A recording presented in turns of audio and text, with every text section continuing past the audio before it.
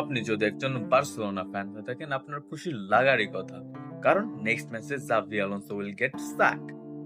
Xavi আলোনসোকে Real Madrid next ম্যাচের পর বরখাস্ত করা হবে, এমনটাই জানিয়েছে ফাব্রিজিও রোমানো। সে অলরেডি কনফার্ম করেছে যে হইতে পারে এমনটা যে মাদ্রিদ তাকে বরখাস্ত করতেছে নেক্সট ম্যাচের পরে, সে যদি হারেও বা জেতেও, নো ম্যাটার সে বরখাস্ত। একটা জিনিস, সময় কত দ্রুত চেঞ্জ হয়। 22-23 সিজনে বার্সেলোনার কোচ জাভি হার্নান্দেজ যখন পারফরমেন্স ড্রপ আউট করছিল, তার খুবই খারাপ সময় যাচ্ছিল, প্লেয়ার ইনজুরি সবকিছু মিলে একটা খারাপ সময়। তো তখন মাদ্রিদ ফ্যানরা কি বলছিল?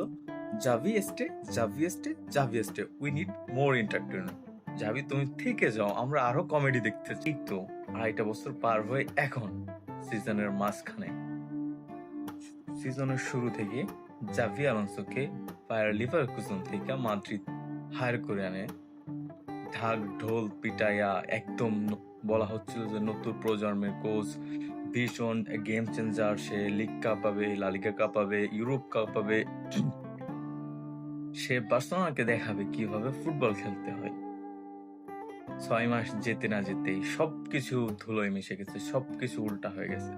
এখন অবস্থা এমন হয়েছে, জাভি আলোনসো কোচিং ক্যারিয়ারে মাদ্রিদ প্লেয়ারদের বলে একদিকে দৌড় দিতে, তারা একদিকে দৌড় দেয়। মানে কি এক জাত অবস্থা, ড্রেসিং রুম অবস্থা খারাপ।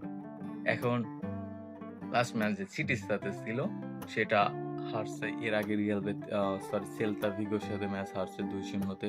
নেক্সট ম্যাচ অ্যালভেজের সাথে আছে। এই ম্যাচে যদি হারে বা জিতে যাই হোক না কেন, জাভি আলোনসো উইল গেট স্যাকড।